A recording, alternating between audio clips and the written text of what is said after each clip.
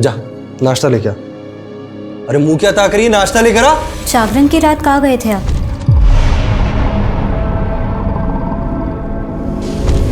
कहना क्या चाहती है तू?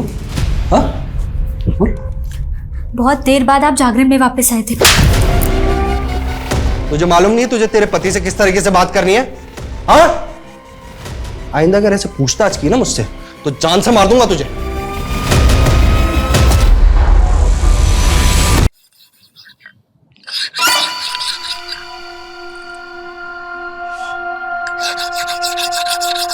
अबे क्या खचर खचर मचा रखी है तूने, बंद करिए खचर।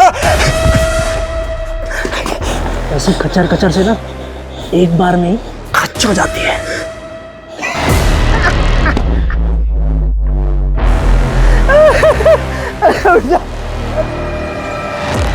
यार तो घबराता है। अब ऐसे घबराएगा तो कैसे काम चलेगा? जानता नहीं हम क्या काम करते हैं। ऐसे घबराएगा तो तेरी जगह किसी और को पार्टनर रखना पड़ेगा मुझे।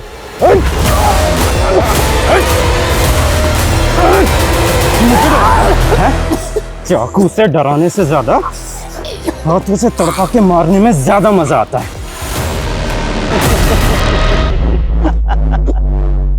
अरे क्या हुआ डार्लिंग, डर गई? हाँ खड़ी हो जा, खड़ी हो जा। हंस दे हंस दे। अरे हंस दे यार। छोड़, तेरी गर्लफ्रेंड नहीं हूं मैं। अरे गर्लफ्रेंड हो मेरी दुश्मन? गर्लफ्रेंड ने मना किया तो उसे गला घोट के मार दिया। अरे गर्लफ्रेंड को मारा तो क्या, मैंने अपने बाप के सर पे बॉटल दे मारी थी। आज तक पैरालिटिक है, इसलिए बोलता हूँ मेरे से पंगा मत ले। अब लेना है तो हम दोनों रंगा बिल्ला मिलके लेंगे ना पूरी दुनिया से पंगा। अरे पंगा सबको नंगा करेंगे, एक एक के घर में ऐसे डाके डालेंगे सालों की चड्डी भी नहीं छोड़ेंगे।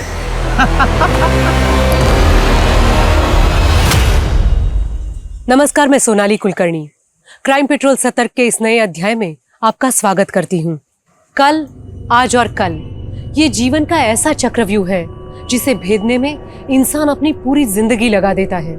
इंसान का अतीत दुर्भाग्यपूर्ण क्यों न हो, वो चाहे तो अपने वर्तमान और भविष्य को संवार सकता है, लेकिन कुछ लोग अपने गुजरे हुए कल के साये को जीवन भर का अंधेरा मान लेते हैं। ऐसे में कई बार उनका अतीत उन्हें अपराध के गहरे और घिनौने दलदल में घसीट लेता है। वहीं उनका शिकार बने निर्दोष ये समझ ही नहीं पाते कि उनसे चूक कहाँ हो गई। मासी, साड़ी कैसी लगी आपको? साड़ी तो बहुत सुंदर है बिटिया। अब मासी जल्दी से इस साड़ी में अच्छी अच्छी फोटो खिंचवाइए और मुझे भेजिए। हाँ हाँ ठीक है बाबा, भेजती हूँ। Okay bye. Happy mother's day.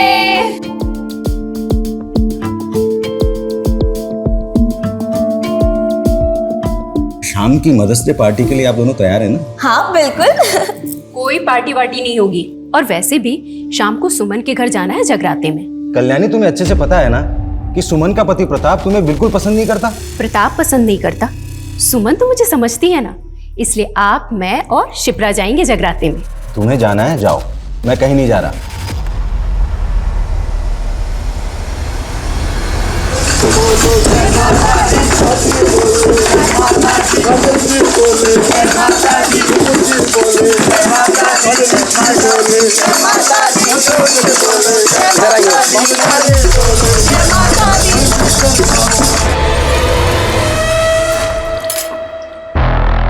ये देख,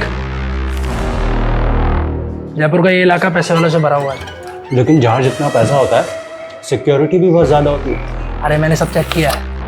ये देख इधर आ, देख यहाँ से 1 किलोमीटर दूर पुलिस स्टेशन है और ये कुछ एरियाज हैं जहाँ सीसीटीवी इंस्टॉल्ड है, लेकिन कुछ ब्लाइंड स्पॉट्स भी हैं। ये देख रहा है ये एरियाज, ये सारे ब्लाइंड स्पॉट्स हैं। और एक और चीज़ पता की है मैंने। क्या? इस मोहल्ले में आज जगराते का फंक्शन है, अधिकतर लोग वहीं होने वाले हैं, तो हमें मौका मिलेगा और कई घर खाली मिलेंगे कि हम अपना हाथ साफ कर सकें। ठीक है, डन। बढ़िया भाई। गुड।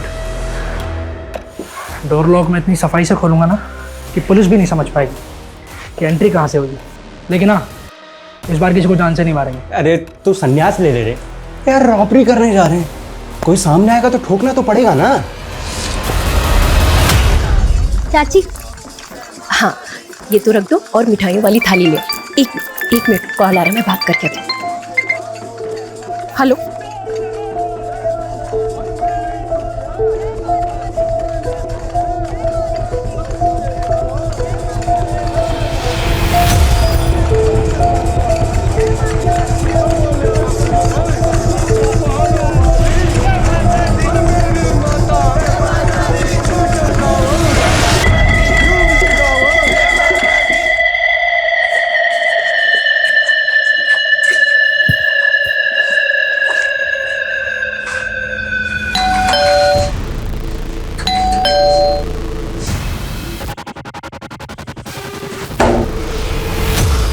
इतनी रात को दरवाजा खुला है।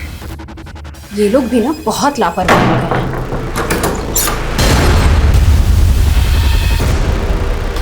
प्रांजलि, प्रांजलि बेटा,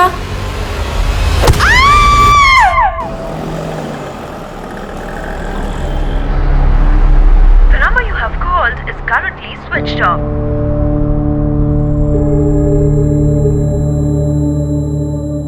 The number you have called is currently switched off.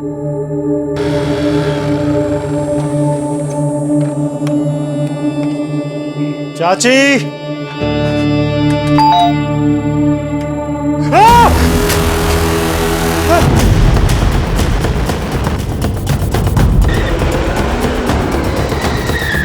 आइए सर। सर मैंने आपको फोन किया था सर।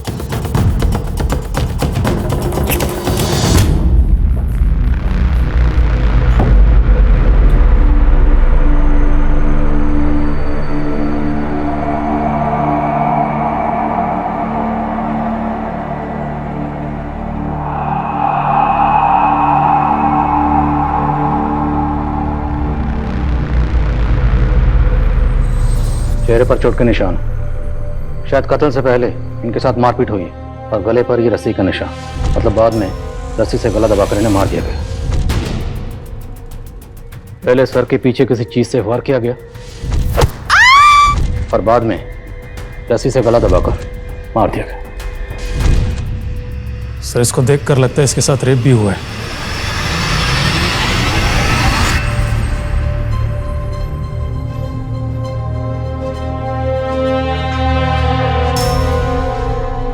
इनकी बॉडी पे कहीं भी कोई और एक्सटर्नल इंजरीज के मार्क नहीं है। She was pregnant. पेट पर बार बार वार किया गया हो। तीनों में से किसी की बॉडी पर कोई गहना या जेवर नहीं है और घर की हालत देखकर लगता है शायद घर में लूटपाट हुई। पूरे घर को अच्छी तरह से चेक करो। सर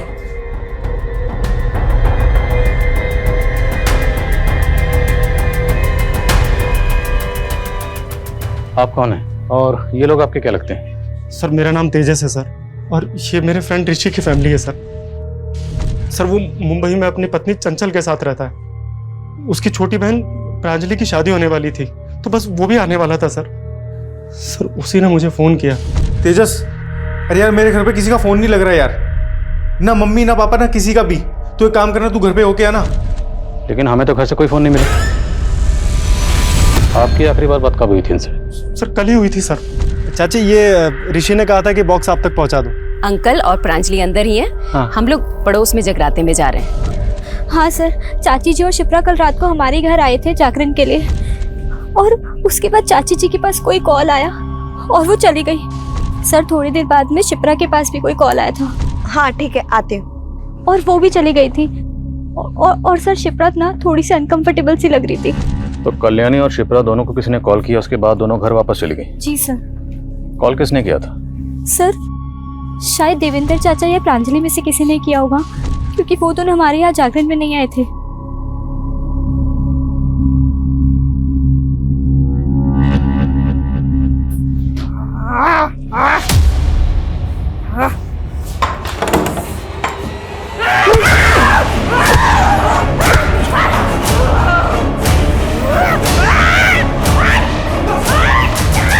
देखो किसी को भी चोट लग, डंडा फेंक दो।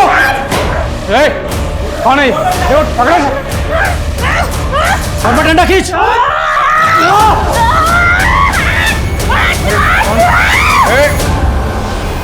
शांत हो जाओ। देखो हम तुम्हें कोई नुकसान नहीं पहुंचाना चाहते, हम यहाँ मदद के लिए आए। ये सब कैसे हुआ? देखो हम सब पुलिस वाले हैं। कौन हो आप? क्या नाम?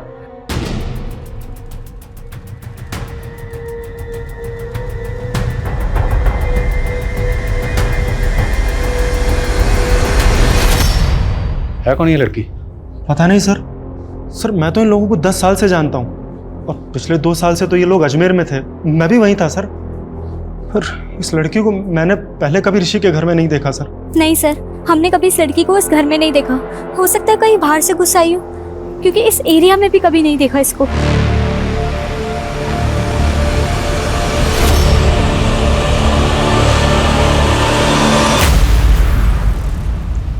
सर आखिर ये लड़की कौन हो सकती है? I think she is a special child. काफ़ी डरी हुई लग रही है। डरी हुई लग रही है? सर मुझे तो ये डेंजरस लग रही है। देखा नहीं आपने कैसे इसने पूरी टीम पर अटैक कर दिया, और सर इसके कपड़ों पर खून भी है। सर मुझे तो लगता है इसने ही इन सबको मारा होगा। Pandey Pandey Pandey, do not jump on any conclusion so fast. इतनी जल्दबाजी ठीक नहीं है। हो सकता है इसने ये जुर्म किया, पर यह भी तो मुमकिन है कि इसने सारा जुर्म खुद अपनी आंखों से देखा, इसलिए डर के मारे हड़बड़ा के इस तरह बिहेव कर रही है। इसका चेकअप करवाओ। लेट्स सी कहीं चोट वोट तो नहीं लगी, और पता लगाओ लड़की है कौन। सर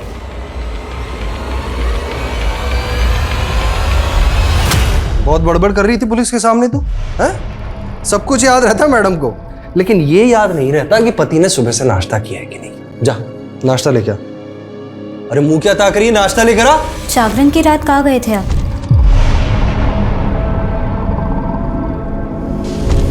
कहना क्या चाहती है तू? हाँ? बहुत देर बाद आप जागरण में वापस आए थे। तुझे मालूम नहीं है तुझे तेरे पति से किस तरीके से बात करनी है? हाँ? आइंदा अगर ऐसे पूछताछ की ना मुझसे तो जान से मार दूंगा तुझे। इस औरत को तो छोड़ूंगा नहीं आज मैं।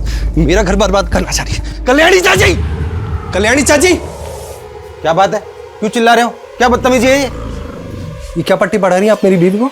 और बदतमीजी मैं नहीं, बदतमीजी आपकी पत्नी कर रही है। अभी सुमन अपनी माँ को फोन करके बता रही थी कि कल्याणी चाची ने उसे बताया कि अपने पति से कैसे तलाक लेना है। तो क्या गलत कहा मैंने? आज फिर तुमने इसे थप्पड़ मारा।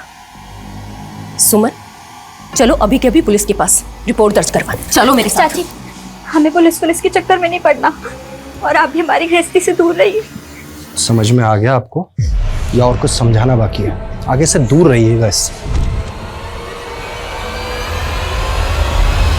जैसे रिपोर्ट आती है मुझे तुरंत इन्फॉर्म करो। Okay sir. सर उस लड़की का मेडिकल टेस्ट करवाया। सर उसके शरीर पर कोई भी चोट का निशान नहीं है, और ना ही रिपोर्ट में रेप कंफर्म हुआ है। सर मुझे तो उस लड़की पे ही शक हो रहा है। हो सकता है कहीं से घर के अंदर घुस आई हो और उसने सबका खून किया हो। लेकिन लड़की है कौन, कुछ पता चला? सर कल्याणी के आस पड़ोस में हमने पता किया, उस लड़की के बारे में किसी को कुछ भी पता नहीं है, और ना ही उस लड़की को उस मोहल्ले में कभी किसी ने देखा। और सर ऋषि से भी फोन पर हमारी बात नहीं हो पा रही है, उसका फोन रीचेबल नहीं है। जितने मेंटल असाइलम है सब जगह पता करो। हो सकता है लड़की कहीं से भाग कर आई। फैमिली के बारे में कुछ और पता चला? सर ज़्यादा तो नहीं, लेकिन हाँ प्रांजलि की अरेंज मैरिज होने वाली थी।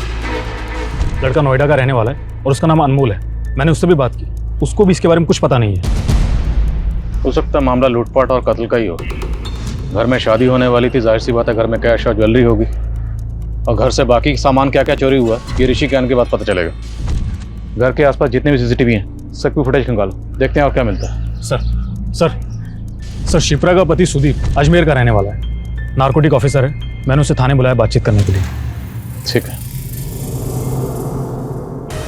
बोला था ना बड़ा हाथ मारूंगा। अब यहाँ से निकलने का टाइम आ गया। चल सब ले,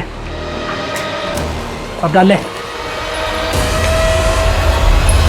मैं सुदीप सिंह, नार्कोटिक्स डिपार्टमेंट अजमेर। आपके एरिया में इतना बड़ा कांड हो गया है, मेरी पत्नी, मेरे सास, ससुर और साली को इतने बेरहमी से मार डाला गया है। यही है आपके एरिया का लॉ एंड ऑर्डर? ऐसे ही काम करते हैं आप लोग?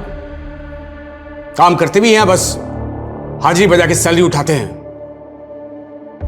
देखिए आपका दुख मैं समझ सकता हूँ। हम अपनी तहकीकात कर रहे हैं, और तहकीकात का तरीका और प्रोसेस क्या होता है आप तो समझते ही हैं। आप खुद एक ऑफिसर हैं। क्या एक्सपेक्ट करते हैं आप उससे? और इन्वेस्टिगेशन क्या कर रहे हैं आप लोग? सीसीटीवी फुटेज चेक की आपने? हमने चेक की, लेकिन अभी तक हमारे हाथ में ऐसी कोई सीसीटीवी फुटेज लगी नहीं, और हम कोशिश कर रहे हैं। इसमें कोशिश क्या करना है? इस एरिया में जितने भी क्रिमिनल थे उसे उठाकर तोड़िए, अपने खबरी को काम पर लगाइए, और अगर आप लोगों से नहीं हो सकता तो मुझे बताइए। क्या फैमिली में कोई प्रॉब्लम थी? मैं आपसे क्या कह रहा हूं, आप मुझसे क्या पूछ रहे हैं? अब खामखा ये फैमिली और दुश्मनी में कहां घुसे जा रहे हैं? It's a clear case of robbery and murder. आपको समझ में नहीं आ रहा क्या? क्या फैमिली में कोई प्रॉब्लम थी? मुझे नहीं पता, और मुझे लगता भी नहीं है। आपके और आपकी बीवी के बीच में रिश्ता कैसा था?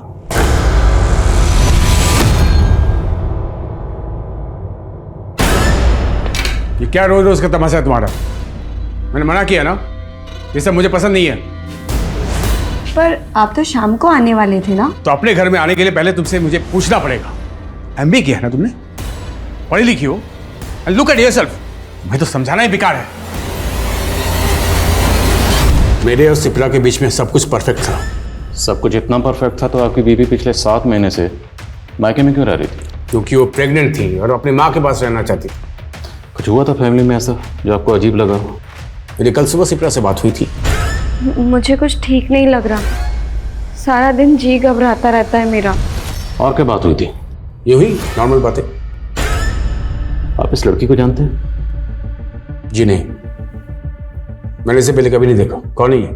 जब हम आपके ससुराल में पहुंचे, आपके ससुराल में सबकी डेड बॉडीज पड़ी हुई थी और ये लड़की स्टोर रूम में छुपी हुई थी अकेली, और इसके कपड़ों पर खून लगा हुआ था। शायद आप इसे जानते हो, कभी देखा हो वहां पे? मैं इसके बारे में कुछ नहीं जानता। कहीं इसी ने तो कुछ नहीं किया।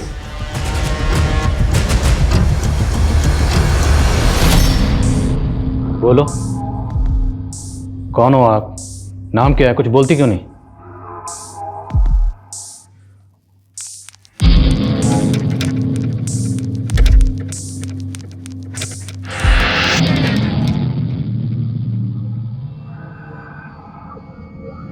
लड़की के पैर पे कुछ चोट का निशान है, एज इफ किसने चेन से बांधा उसे। बिल्कुल सर, क्योंकि हमें कल्याणी और देवेंद्र के घर से लोहे की चैन मिली थी।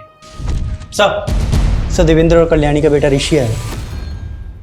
सर मैं घर पे सबको सरप्राइज देना चाहता था, फिर मुझे लगा सबको बता देता हूँ, किसी को कुछ सामान मंगाना होगा तो बोल देगा। लेकिन जब मैंने फोन किया तो सबका फोन स्विच ऑफ जा रहा था।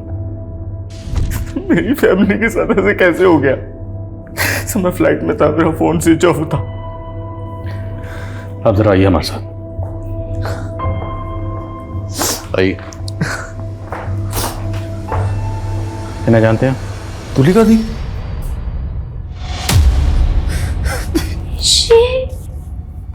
ये सब क्या हो गया?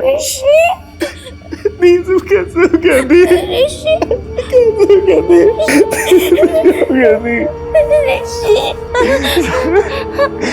मेरी बड़ी बहन तुलिका।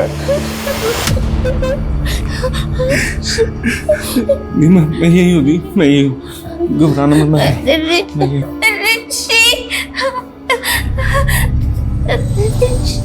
के पैर पर चोट के निशान है, तो आपके घर वाले ने चेन से बांध कर क्यों रखते थे? क्योंकि कभी कभी उनको संभालना बहुत मुश्किल हो जाता है सर। यार माँ, मेरे ऑफिस की बहुत इंपॉर्टेंट फाइल थी, मिल नहीं रही है, कहाँ रखी है? अरे बेटा उस सोफे की तरफ देख, उधर ही होगी। या कहीं पे भी रख देते हो ना आप लोग। कहाँ है यहाँ पे? यार क्या कर रही हो? अरे वो मेरी फाइल है ऑफिस की। अरे यार वो, अरे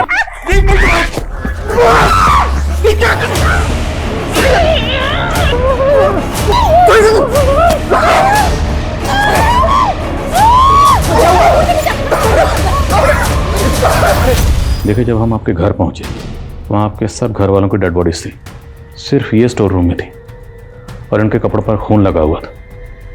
तो मैं आपसे एक बात पूछना चाहता हूँ, क्या ऐसा मुमकिन है कि सब घर वालों को इन्होंने मारा?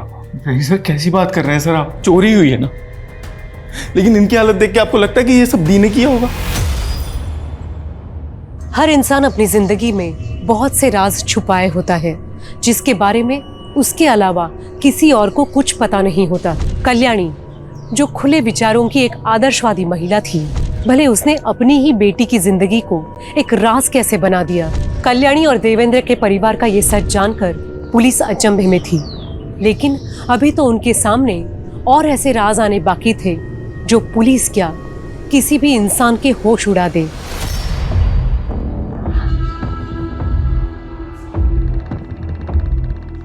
दुल्हनिया दुल्हनिया दुल्हनिया तेरी बहन की शादी गंदी गंदी गंदी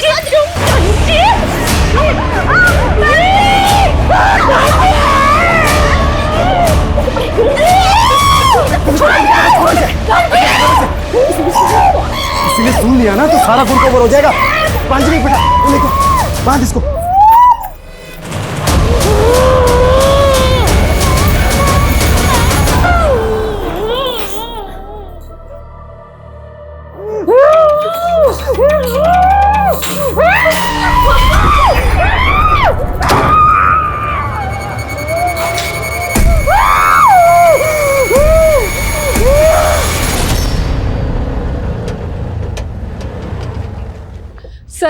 सर मैं कल्याणी की मौसी हूँ, मुझे तुलिका से मिलना है। सर ये अमरनाथ जी हैं, कल्याणी के मोहल्ले में एनजीओ चलाते हैं। सर कल्याणी ने अपने बच्चों को बहुत अच्छे से पढ़ाया लिखाया था और वो नहीं चाहती थी कि तुलिका अनपढ़ रह जाए, इसलिए उसने मुझे तुलिका को पढ़ाने के लिए घर पे बुला लिया। वो मुझे और मेरे स्टाफ को अच्छे से जानती है। हम तो सिर्फ इतना चाहते हैं सर कि जब तक ये केस सॉल्व ना हो जाए तब तक तुलिका अपनी नानी के साथ हमारे एनजीओ में ही रहे। सर क्या हम तुलिका से मिल सकते हैं? जी। तुलिका, तुलिका। नानी, मेरे बच्चे। नानी, नानी, बस। सर क्या हम तुलिका को अपने साथ ले जाएं? ठीक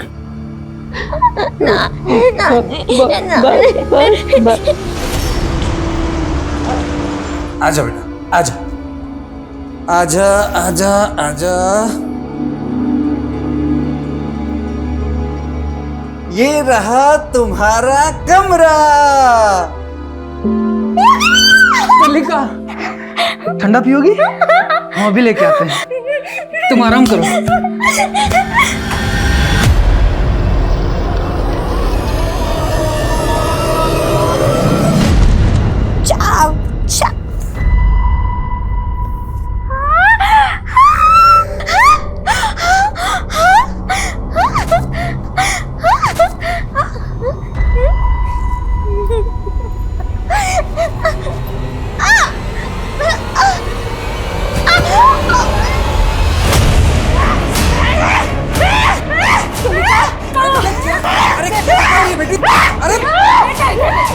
क्या हुआ बेटा? तुलिका, तुलिका, ठंडा पियो।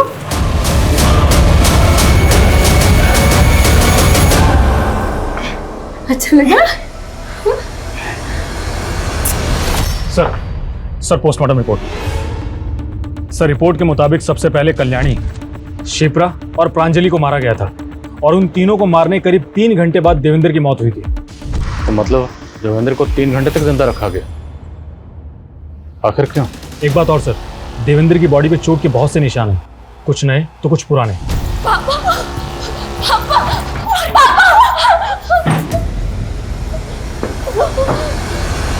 सर प्रांजलि सेक्सुअली एक्टिव तो थी, लेकिन उसके साथ में रेप नहीं हुआ था। पूरी फैमिली को तड़पा तड़पा के मारा गया। पर ताज्जुब की बात है, तुलिका को नुकसान नहीं पहुंचाया गया। सर तुलिका हमें स्टोर रूम में मिली थी, हो सकता है किलर ने उसे देखा ही ना हो। 3 घंटे तक ना देखा हो, कातिल वहां पर 3 घंटे तक था। सर ये भी तो हो सकता है कि ये पूरा मामला लूटपाट का ही हो और हमें भटकाने के लिए सब किया गया हो, क्योंकि सर उसी रात को उस एरिया में एक चोरी भी हुई थी। सर घर का ऑनर इंडिया में नहीं रहता है, लेकिन गार्डन की सफाई करने के लिए माली कभी कभी वहां पर जाता है। जब कल वो वहां पर गया था तो ताला टूटा हुआ दिखा था उसे। मुमकिन है। कातिल तक पहुंचने का हमारे पास एक रास्ता है और वो है ज्वेलरी जो प्रांजलि ने पहन रखी है। ये ज्वेलरी भी चोरी हुई है। अब जाहिर सी बात, जिसने चोरी की है वो इसे बेचने की कोशिश ज़रूर करेगा। इस ज्वेलरी की फ़ोटो सब जगह सर्कुलेट करो और शहर में जितने भी ज्वेलर्स हैं सब जगह पता करो। और तुम ऋषि से मिलो, मैं लक्ष्मी से मिलता हूँ। Yes sir. हेलो। सच बताऊं तो मैं कुछ भी नहीं जानता हूँ सर। मैं अपनी पत्नी के साथ मुंबई में रहता हूँ, लेकिन मुझे नहीं लगता कि मेरे परिवार वालों की किसी के साथ दुश्मनी हो सकती है। मेरे परिवार में सब अच्छे लोग थे सर। और वो पुराने चोटों के निशान जिसके बारे में आप बता रहे हैं, मैं कुछ भी नहीं जानता हूँ उनके बारे में। हमारा तो बहुत कम आना जाना होता था, सब एकदम ठीक था। पता नहीं एकदम सब कैसे खत्म हो गए। हमें तो लगा था कि हमारे परिवार की 7.5 खत्म हो गई है। ऐसे क्यों कह रही हैं? शिप्रा के 2 बार पैर भारी हुए थे, उसे 2 बच्चों का सुख भी मिला, लेकिन मुन्ने की मम्मा, मुन्ना, मुन्ना, मुन्ना, हटो, हटो।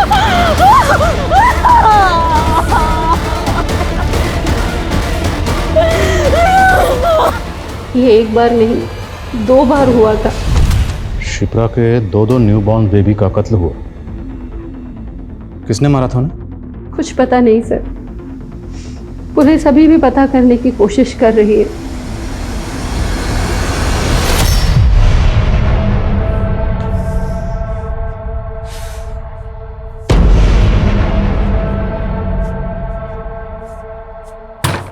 खोल, ये खोल।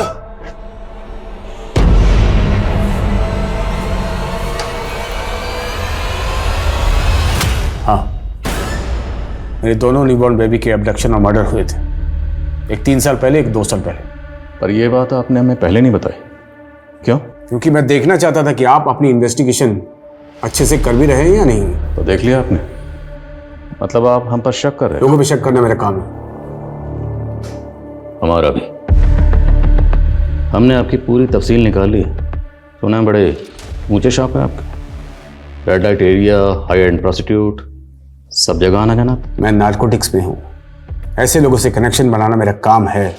आपके और आपकी बीवी के दरमियान जो झगड़े होते हैं, लड़ाइयाँ होती थी, उसकी खबर पूरे पड़ोसियों को है। क्यों? आपकी अपनी पत्नी से लड़ाई नहीं होती?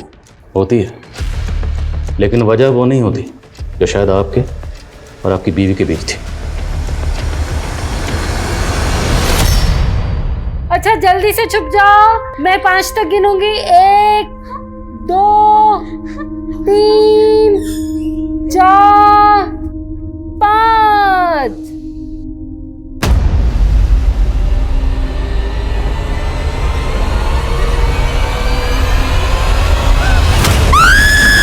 तुलिका, तुलिका, तुलिका, तुलिका, तुलिका, कोई नहीं है बेटा। किससे? क्या हुआ? क्या हुआ? देखो, कोई नहीं है वहाँ।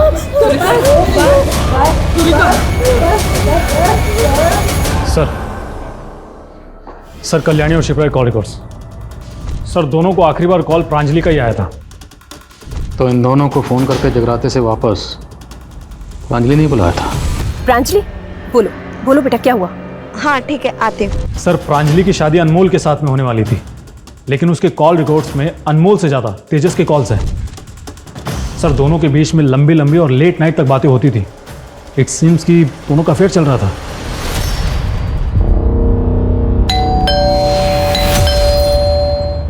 क्या हुआ? लगता है कोई है। तुम एक काम करो, जल्दी से वॉशरूम में छुप जाओ। जाओ, जल्दी जाओ।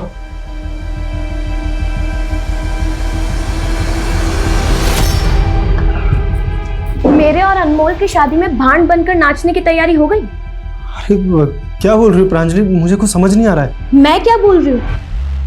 प्यार करती हूँ मैं तुमसे, और तुम हो कि अभी तक मेरी मम्मी पापा से मेरा हाथ मांगने की हिम्मत तक नहीं जुटा पाए।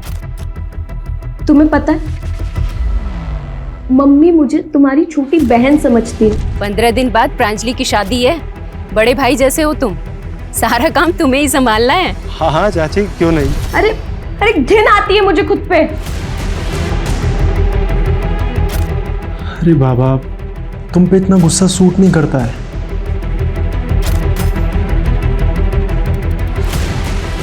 देखो, अगर मेरी शादी तुमसे नहीं हुई तो मैं अपनी जान दे दूंगी, समझे तुम? हाँ सर, मैं प्रांजलि से बात करता था। तो क्या हुआ सर? ऋषि बाहर रहता था, तो दोस्त होने के नाते मेरे कुछ तो फर्ज बनते थे उसकी फैमिली के लिए। प्रांजलि मेरी बहन जैसी थी सर। कोई अपनी बहन को होटल के रूम में बुलाता है। जिस जिस होटल में तुमने फ़ोन करके रूम बुक किया था ना, सबकी डिटेल है हमारे पास।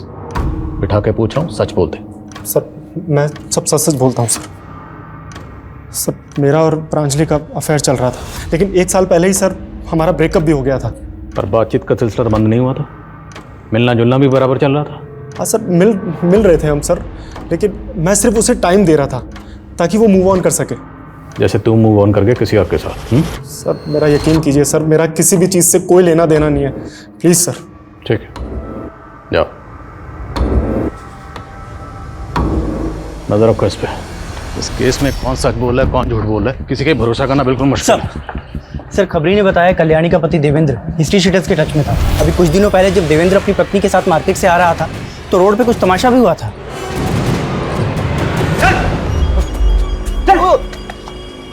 आ गए, बच्चे की पढ़ाई के लिए पैसा उधार लिए थे और डकार मार कर बैठ गए।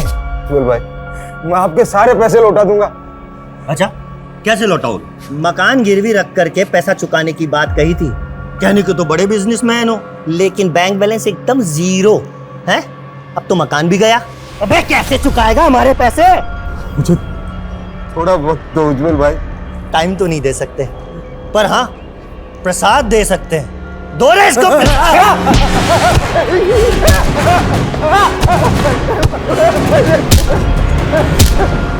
रुको रे। एक हफ्ते का टाइम है तेरे पास, उसके ऊपर एक दिन भी नहीं।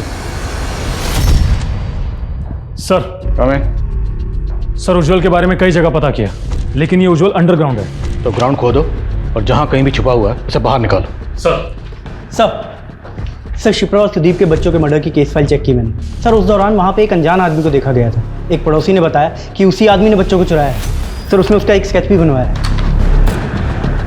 तो हो सकता है जिसने शिप्रा के बच्चों को कत्ल किया ये बाकी के कत्ल भी इसी ने किया। इस स्केच को सब जगह सर्कुलेट करो। सर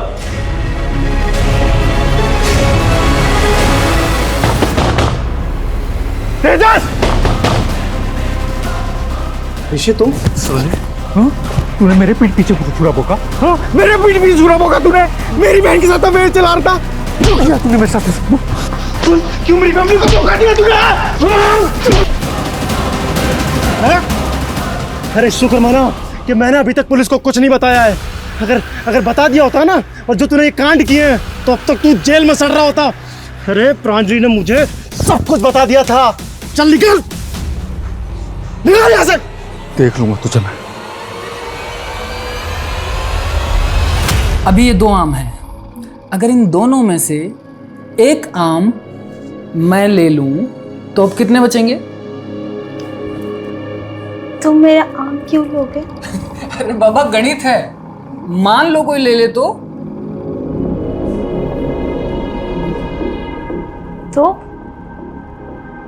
तो मैं गले में ऐसे रस्सी डालकर जोर से खींच दूंगी, जैसे माँ के साथ हुआ। नहीं तो पैसे से मार के मार दूंगी, जैसे प्राकृति के साथ हुआ। तो कपड़े खोल के गले में रस्सी डाल के खींच दूंगी, जैसे प्रांजलि के साथ हुआ। जो तुलिका को परेशान करेगा, तुलिका उसको डिशम कर डालेगी। तुलिका ये सब तुम क्या कह रही हो?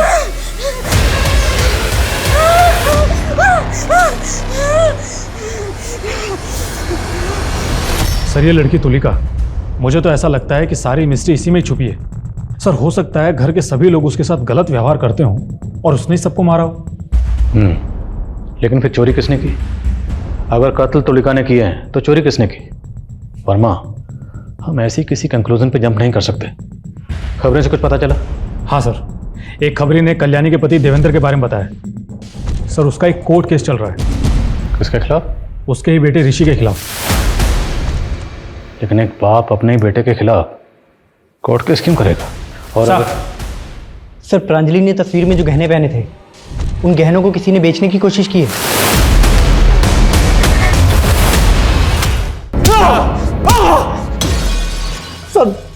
सर मैं सच कह रहा हूं सर, मैंने किसी को नहीं मारा है सर। तूने कुछ नहीं किया तो गहने तेरे पास कहां से आए?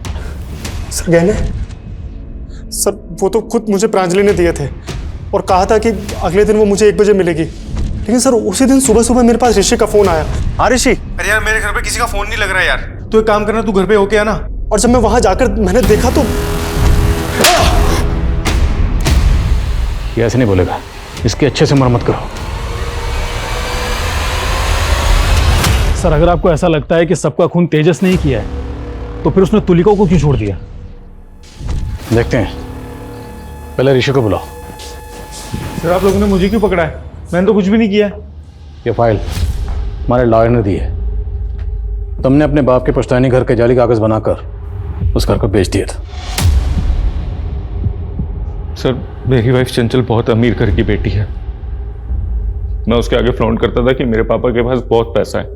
लेकिन सर, जब मेरी शादी तय हुई तो मैंने चंचल को सब कुछ सच सच बता दिया और उसको कोई प्रॉब्लम नहीं थी क्योंकि मेरी जॉब अच्छी चल रही थी। लेकिन हाँ, उसकी शर्त थी कि हम डेस्टिनेशन वेडिंग करेंगे और इसलिए 2 साल पहले मैंने अजमेर का घर बेच दिया सर।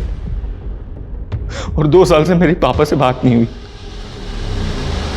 और 2 महीने पहले उन्होंने कोर्ट में तुम्हारे खिलाफ फ्रॉड का केस भी किया था। जी सर, किया था सर। लेकिन माँ बार बार यही कहती थी कि पापा से माफी मांग ले और मैं तैयार था। सर, उज्जवल के ठिकाने के बारे में पता चल गया है। और जहाँ कहीं भी है उठा कर लाओ, बच के नहीं निकलना चाहिए। मैंने कुछ नहीं किया सर। वो साला 4 साल से मेरा पैसा दबा करके बैठा था और जब मांगा तो पूरी फैमिली को लेके अजमेर से यहाँ जयपुर भाग करके आ गया। अजमेर से जयपुर तो तू भी आया था, वो भी ठीक उसी दिन जिस दिन देवेंद्र की फैमिली का कत्ल हुआ। जिस दिन उनका कत्ल हुआ उस दिन तेरी और तेरे साथ जो लोग थे उनके फ़ोन की लोकेशन उसी एरिया में थी। हाँ सर, मैंने उसे उठाया था और अपने अड्डे पे ले जाके उसे अच्छे से तोड़ा। लेकिन सर, उसे 3 घंटे के बाद मैं उसे वहीं उसके घर के बाहर छोड़ दिया था सर। ना तो तूने उसे उठाया, ना कहीं लेकर गया, ना कहीं छोड़ा। तू 3 घंटे उसके घर पर ही था। कल्याणी और शिप्रा घर पर नहीं थी, इसलिए तूने परांजलि के फ़ोन करके उन्हें घर पर बुलाया। उनके लौटने के बाद इस सर पर वार किया और रस्सी से गला दबाकर कल्याणी को मार दिया। शिप्रा प्रेग्नेंट थी, फिर भी तूने उसके साथ हैवानियत की। और परांजलि, तूने उसके कपड़ों को बिखेरा ताकि ये लगे कि उसके साथ रेप हुआ है। और ये सारा ड्रामा तुमने किया देवेंद्र की आंखों के सामने पूरे 3 घंटे। और 3 घंटे ये सब करने के बाद जब तेरे दिल में ठंडक पहुंची, उसके बाद तूने देवेंद्र को भी मार दिया। मैंने कुछ नहीं किया सर। वर्मा, करो मरम्मत इसकी। अरे सर, मैंने कुछ किया।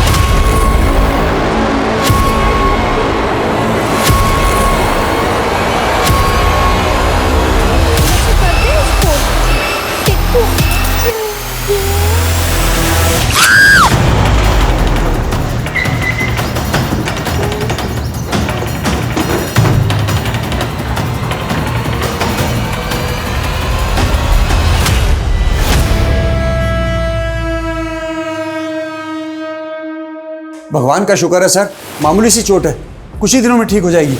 हल्का सा कट है। अमरनाथ जी, क्या लगता है आपको तुलिका पर इस तरह से किसने हमला किया होगा? कह नहीं सकता सर। मुझे सीसीटीवी फुटेज देखनी है। हाँ हाँ सर, फुटेज दिखा देते हम।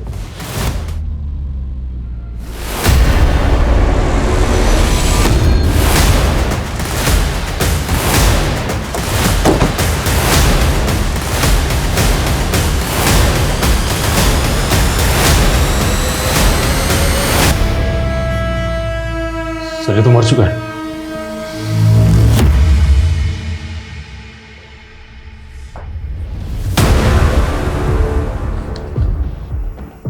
मेरी मौत का जिम्मेदार कोई नहीं।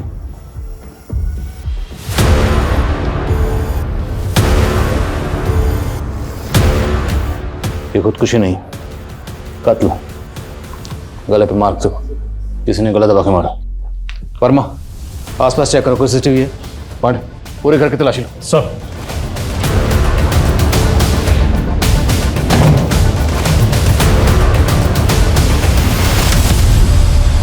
सर,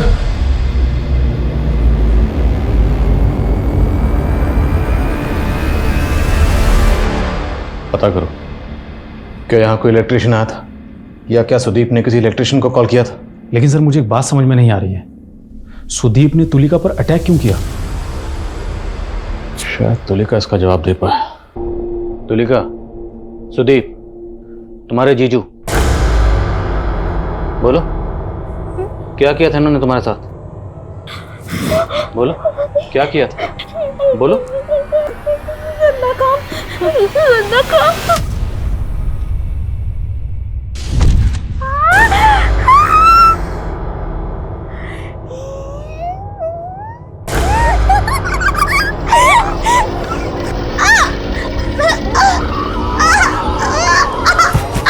भले ही तुलिका की समझ किसी सामान्य लड़की से अलग थी, लेकिन सुदीप की घिनौनी हरकत से उसके तन और मन पर उतनी ही गहरी चोट लगी थी। पुलिस को इस बात का अंदाजा तो लग गया था कि सुदीप ने तुलिका के साथ बलात्कार किया था, लेकिन अभी भी इस बात की पुष्टि होनी बाकी थी। और साथ ही साथ पुलिस को अब न सिर्फ कल्याणी, शिप्रा, प्रांजलि और देवेंद्र के खूनी की तलाश थी, बल्कि अब वो सुदीप के खूनी को भी ढूंढ रही थी। सर आपका शक सही था। सुदीप ने सुसाइड नहीं किया था, बल्कि उसका मर्डर हुआ था। सर सुदीप को गला दबा कर मारा गया था और उसकी बॉडी पे और गले पे नेल से खरोंच के निशान थे। क्या ये कत्ल किसी औरत ने किए? क्योंकि प्रांजल के कपड़े इधर उधर किए गए, जिससे ये लगे कि उसका रेप हुआ, पर रेप हुआ नहीं। तो क्या ये मुमकिन है कि कातिल कोई औरत है? हो सकता है सर, क्योंकि सुसाइड नोट की हैंड राइटिंग सुदीप की हैंड राइटिंग से मैच नहीं कर रही। और सीसीटीवी? सारे सीसीटीवी की 10 मिनट पहले ही वॉइस डिलीट हो गई थी, सब बंद थे। और जो खुला हुआ फैन था वो? सर सुदीप ने इलेक्ट्रिशियन को फ़ोन करके बुलाया था, लेकिन वो गया नहीं था क्योंकि वो शाम में जाने वाला था। सवाल ये है कि ये सारी बातें कातिल को कैसे पता थी? एक काम करो, सुदीप और शिप्रा के बच्चे के कत्ल और किडनैपिंग के इल्ज़ाम में जिस आदमी का स्केच बना था, वो स्केच लग रहा। Okay sir.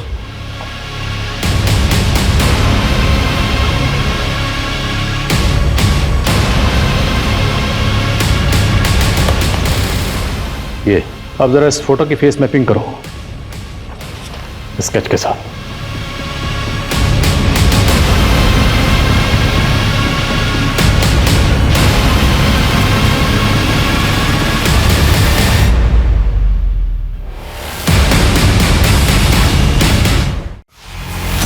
मैंने किसी को नहीं मारा सर। मैं तो इसी एनजीओ में पिछले 2 साल से नौकरी कर रहा हूँ। मैं भला किसी को क्यों मारूंगा सर? इस एनजीओ से पहले तू कहाँ काम करता था? इससे पहले मैं दिल्ली में कुक का काम करता था। तो कोई दिल्ली विल्ली नहीं था, तू यहीं जयपुर में था। तुम पर शक तो मुझे उसी दिन हो गया था जिस दिन मैं तुम्हें एनजीओ में देखा, जब तुम्हारी उंगलियां कीबोर्ड पर एकदम दौड़ रही थी। किसी कुक की उंगलियां नहीं थी, बल्कि किसी टेक्निकल एक्सपर्ट की उंगलियां थी। और ये तुम्हारा नाखून, ये कुक का नाखून है। और सुदीप के घर में जो हमें सुसाइड नोट मिला, उस पर जो हैंड राइटिंग तो सुदीप की नहीं, तेरी है। तेरा भांडा फूट चुका है।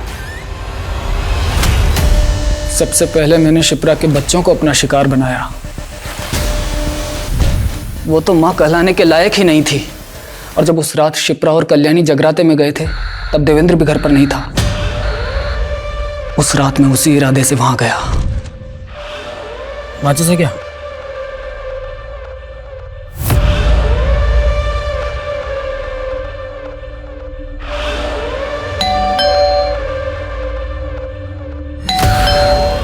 योगी भैया, योगी भैया, योगी भैया, कौन लगा? कौन लगा तेरी माँ को? तुलिका, मेरी बात सुन। तेरे को ये लोग बहुत परेशान करते हैं ना, आज देख मैं इनको सबक सिखाता हूँ। हाँ, चुप रह, चुप चुप रह। चल लगा, तू क्या देख रही है? फोन लगा। माँ तुलिका बहुत शोर मचा रही है। अच्छा तू परेशान बिल्कुल मत हो, मैं आ रही हूँ। हाँ, इतनी रात को दरवाजा खुला है। प्रांजलि, प्रांजलि बेटा।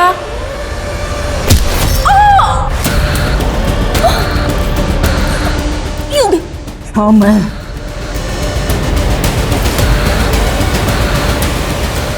हेलो शिप्रा दी, मम्मी की तबीयत बहुत खराब हो गई है, आप प्लीज जल्दी आ जाइए। हाँ ठीक है। फिर मैंने प्रांजलि की सलवार उतार दी। सोचा आप लोगों को लगे कि उसका पहले रेप हुआ और फिर मर्डर। उसके 3 घंटे बाद देवेंद्र आया और मैंने उसे भी मार दिया। मुझे तुलिका ने खुद बताया था कि सुदीप ने ही उसका रेप किया है। गंदा चीजा, चोट लगते चीजा, गंदा गंदा चीजा। मैंने सुदीप का फोन हैक किया था। उससे पता चला कि उसने इलेक्ट्रिशियन बुलाया है और मैं इलेक्ट्रिशियन बनके उसके घर पर चला गया और फिर मैंने उसे भी मार दिया। अब ये बता, तूने उन सबको क्यों मारा? बोलेगा या पहले मार खाएगा? जिसे किस्मत ने इतना मारा हो उसे आप क्या मारेंगे सर? हमारी तो पैदाइश ही गाली थी। तभी तो पैदा करते ही छोड़ दिया कल्याणी और देवेंद्र ने मरने के लिए। मतलब ये कि कल्याणी और देवेंद्र ही हमारे माता पिता थे। सर, कल्याणी और देवेंद्र एक दूसरे को कॉलेज के दिनों से प्यार करते थे, लेकिन जीजाजी को ये रिश्ता बिल्कुल पसंद नहीं था। तभी कल्याणी को पता लगा कि वो माँ बनने वाली है। जीजाजी ने बच्चा को गिराने की बहुत कोशिश की, लेकिन कल्याणी की जान को खतरा था, इसीलिए उन्होंने बच्चा होने का इंतज़ार किया। और बच्चा होने के बाद कल्याणी से झूठ बोला कि मरा हुआ बच्चा पैदा हुआ है। उसके 1 साल बाद जीजाजी की दिल का दौरा पड़ने से मौत हो गई और फिर दोनों की शादी हो गई। लेकिन हमें नहीं पता था कि कल्याणी का बड़ा बेटा जिंदा है। मेरे नाना जी ने मुझे अनाथ आश्रम में छोड़ दिया था। बहुत मुश्किल से माँ बाप का पता मिला था। मैं तो शुरू से ही उनसे नफरत करता था सर, बचपन से। लेकिन उन्हें जब पहली बार देखा तो मेरा मन पिघल गया। सोचा छोड़ देते हैं। अरे आइए योगी जी, आइए बैठिए। वो तुलिका अभी नाश्ता कर रही है, अभी बुलवाता हूँ। ये भी ना बहुत चिल्लाने लगी है, आप कुछ ऐसा। एक मिनट आप बैठी, मैं देखता हूँ।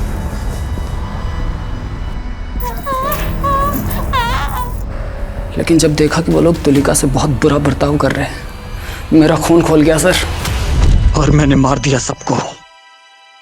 मेरी बहन तुलिका कितनी प्यारी है ना, मासूम, एकदम पवित्र। जिन लोगों को तूने मार दिया वो भी तुलिका से प्यार करते थे, और बहुत ज्यादा प्यार करते थे। तुमने एक हंसता खेलता परिवार खत्म कर दिया, एक ऐसा परिवार जिसका शायद तुम भी हिस्सा बन सकते थे। अगर तुमने अपनी सच्चाई देवेंद्र और कल्याणी को बताई होती तो आई एम श्योर वो तुम्हें अपना लेते, क्योंकि उन्हें तो पता ही नहीं था कि उनका पहला बेटा जिंदा है। तूने उन सबको मारकर ना सिर्फ उनकी जिंदगियां खत्म की, बल्कि खुद की जिंदगी भी बर्बाद कर ली। कहते हैं अंधेरा कितना भी गहरा क्यों ना हो, कभी ना कभी जिंदगी में उजाले की किरण जरूर आती है। लेकिन कुछ लोग चाहकर भी अपने अतीत के अंधेरे से नहीं निकल पाते। भले ही हालात ने योगी को एक कठिन जीवन जीने के लिए मजबूर किया था, लेकिन अगर योगी कोशिश करता तो अपने जीवन को संवार सकता था। लेकिन अतीत के चक्रव्यूह में उसका वर्तमान ऐसे उलझा कि वो एक खूंखार अपराधी बन गया। वही कल्याणी, उसे तो ये पता भी नहीं था कि उसका और देवेंद्र का शादी के पहले का बच्चा जिंदा है। हम में से हर इंसान अपनी अपनी जिंदगी में कोई ना कोई लड़ाई लड़ रहा है। जिंदगी मुश्किल है, किसी के लिए कम, किसी के लिए ज्यादा। लेकिन इसका मतलब ये नहीं कि हम अपराध का सहारा लेकर अपने दुख और परेशानी से निकलने की कोशिश करें। और सबसे जरूरी बात यह है कि बदले से किसी का भला नहीं होता। तो गुजरे हुए कल और आने वाले कल में जीना छोड़कर आज को मुस्कुराकर गले लगाइए।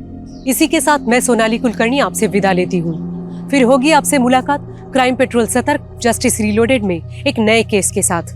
तब तक अपना और अपने परिवार का ख्याल रखिए। आप जानते हैं हम सब एक मुश्किल दौर से गुजर रहे हैं।